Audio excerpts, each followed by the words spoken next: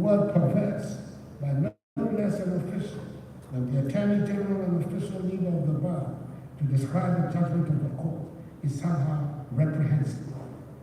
The author of such a view betrays complete ignorance of the language of practice in the courts. It is a perfectly acceptable, for instance, decisions that can also be properly characterized as given per impugnio. I myself, as Attorney General, use the same vocabulary to describe the decision of the ordinary bench of the Supreme Court in 2002 in the now celebrated Chatuchikata Fast Track Court case, which this full bench of the court ultimately validated on review. In the same vein, let me stress that the Ghanaian judicial system, unlike its American counterpart, with which some seek to draw comparisons, operates with distinct mechanisms, particularly in the appointment and tenure of judges. For instance, while U.S. Supreme Court judges are appointed for life, Ghana's system prescribes time limits to judicial appointments, ensuring that our judiciary remains adaptive and attuned to the current needs of our nation. The recent proposal by the Chief Justice to appoint additional judges to the Supreme Court, which some have criticized, was a necessary and well-considered action to maintain the strength and efficiency of the judiciary. It is important to note that even in the United States, President Joe Biden has recognized the need for judicial reform, proposing changes to the Supreme Court to ensure it remains effective and reflective of modern values. This global perspective highlights that judicial appointments and reforms are essential aspects of maintaining a just and functioning legal system. The Ghana Bar Association should take the lead in educating the public, clarifying these issues, and reinforcing trust in our legal institutions.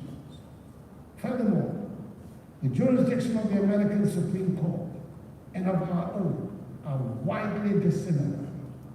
The Ghanaian Supreme Court has a greater and much broader jurisdiction than its American counterpart, and by virtue of express constitutional fiat, is duty-bound to take all appeals and other applications to its various jurisdictions, and is precluded from relying on the well-known instrument of session order, by which the U.S. Supreme Court controls all applications to the invocation of its authority.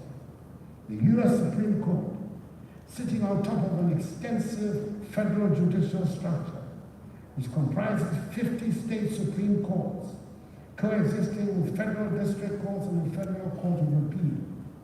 Out of 7,000 applications to the exercise of its jurisdiction, relies on its certiorari procedure to admit only 150 cases for hearing each year in a population of more than 300 million people. In Ghana, a country with a population of some 33 million people, the Supreme Court began the 2022-2023 legal year with 414 cases pending as of July 2022. Throughout the year, a total of 525 new cases were filed, underscoring the continuing demands on the court's resources.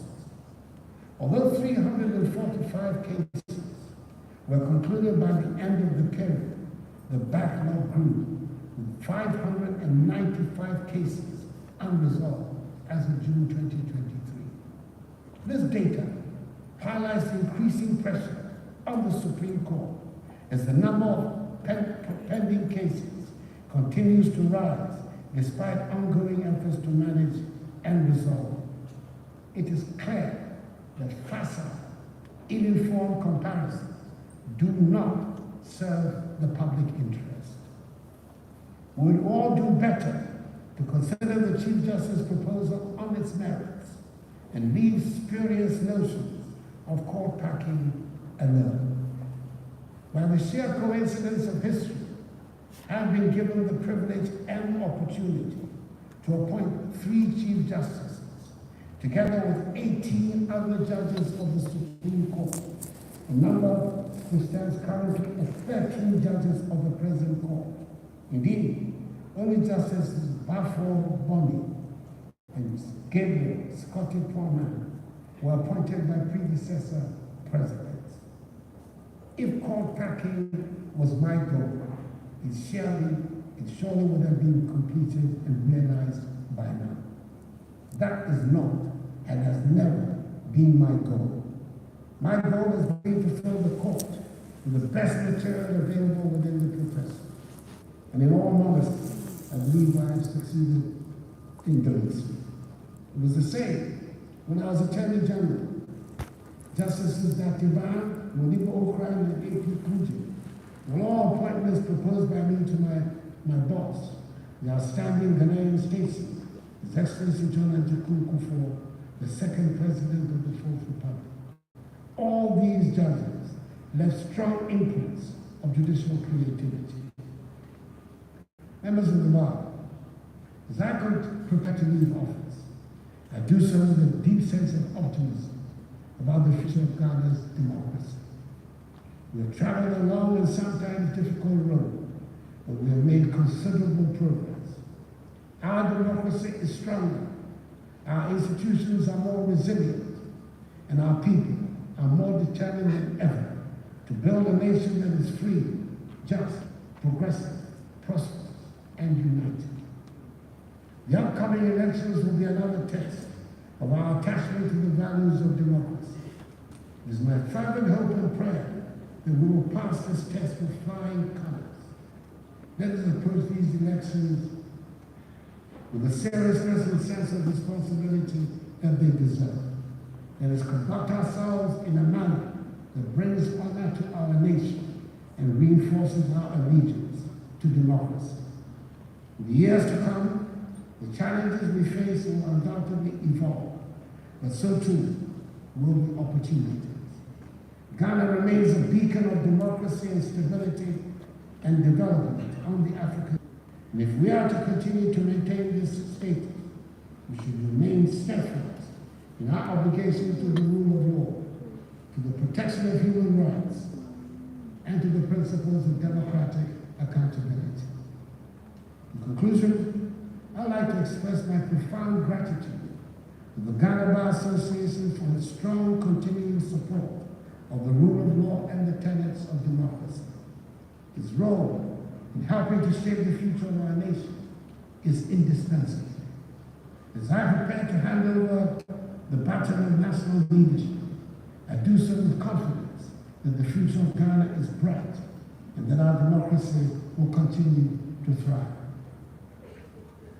And in so saying, let me express before I sit down my difference with the president of the bar on one critical issue.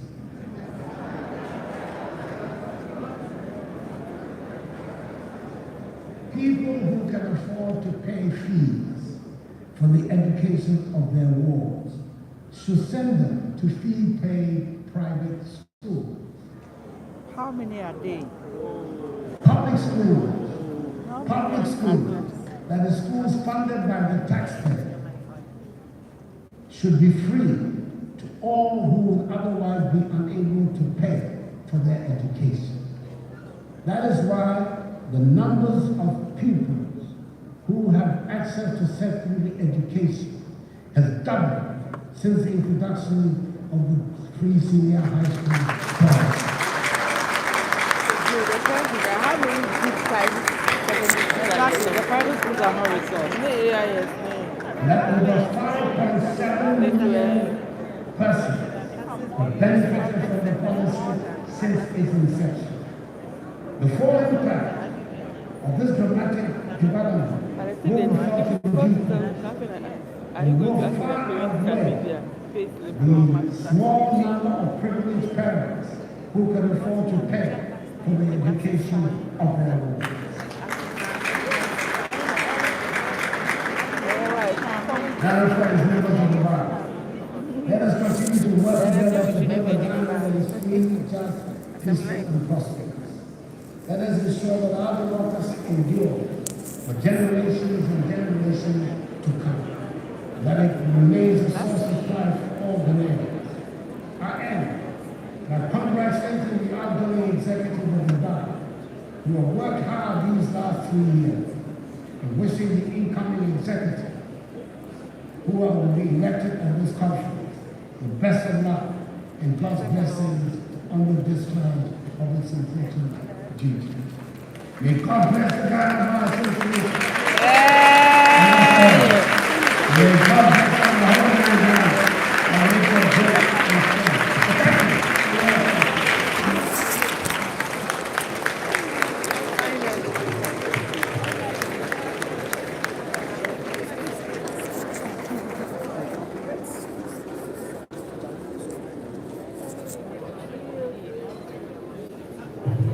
you.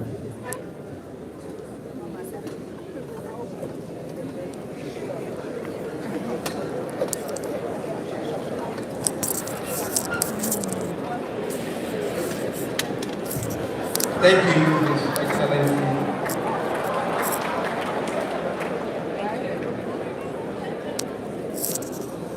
Colleagues, it's time to acknowledge some important personalities that make also. Shall we please acknowledge the presence of the President of the Republic, His Excellency Nana.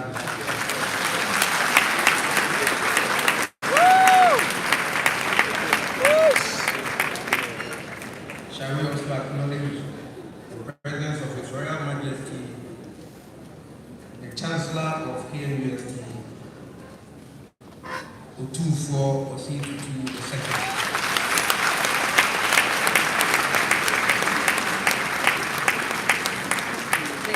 Shall we also acknowledge the presence of Her Ladyship, the Chief Justice of the Republic, Justice Gertrude.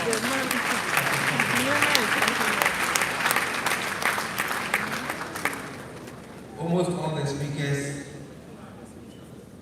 spoke about their spouse.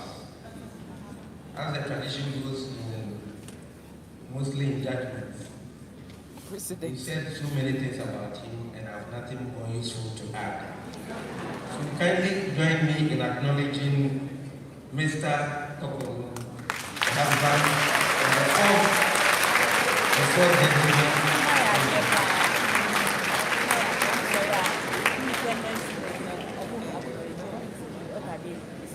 We also have the Honorable Attorney General Minister of Justice and the leader of the bar, Godfred Yeboah. That's my boss right there. We have the Regional Minister, Honorable Simon Seyram.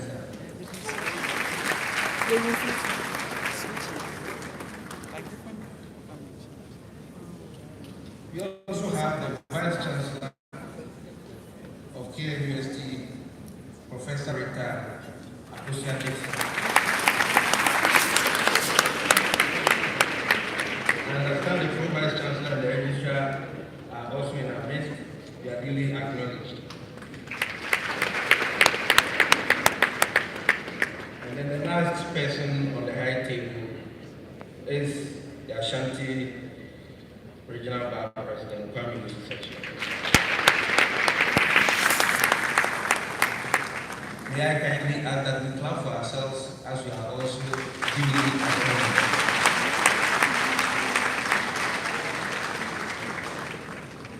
Let's take some few announcements.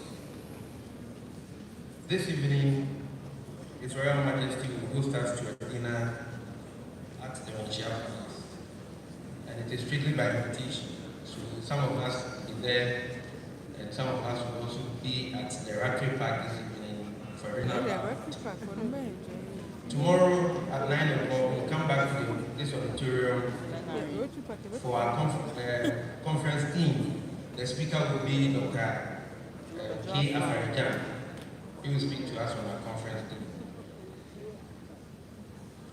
On Sunday, 15 September 2024, members who have not had the opportunity of paying a sickle on the 2-4 because it is ambassador and NEC members and council members will be going to pay their respects to His Royal Majesty. So you can join the executive so that we all go to the ambassador and pay our respects to His Royal Majesty. Sunday, 15 September 2024. Tomorrow, the DVL will mount a stand here and attend to all needs of members. Anything that has to do with DVL, you are kindly encouraged to visit their desk. The Christian Lawyers Fellowship will also be meeting shortly after the opening ceremony at the law faculty premises. The Honorable Attorney General is also asking all attorneys of the Office of the Attorney General to wait behind after the opening ceremony and have a very important meeting with him. Okay. May I now invite the Ashanti Regional Bar Secretary to give us the rest of the announcement.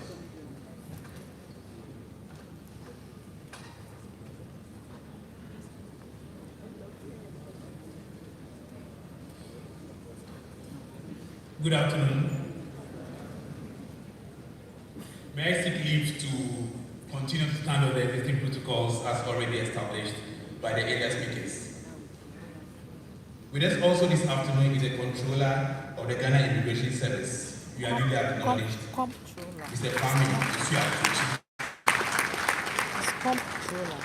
All members of alumni of the Faculty of Law, KNUST, are please invited to a short meeting with the management right after lunch.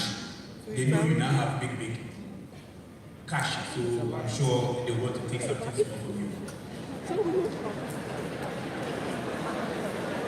With us is, a proud alumni is one of the Deputy Attorney Generals, and I'm sure she came with her checkbook. So the fact, Dr. Adongo Patch is waiting for you. Right from here, members of the bar will go to the lawn right behind the Great Hall, opposite the Great Hall, for lunch. All members of the bar will proceed to the lawn just opposite the Great Hall for lunch. All members of the high table, members of council, invited dignitaries will be hosted to lunch by the Vice Chancellor of KNUST. Thank you very much. Thank you.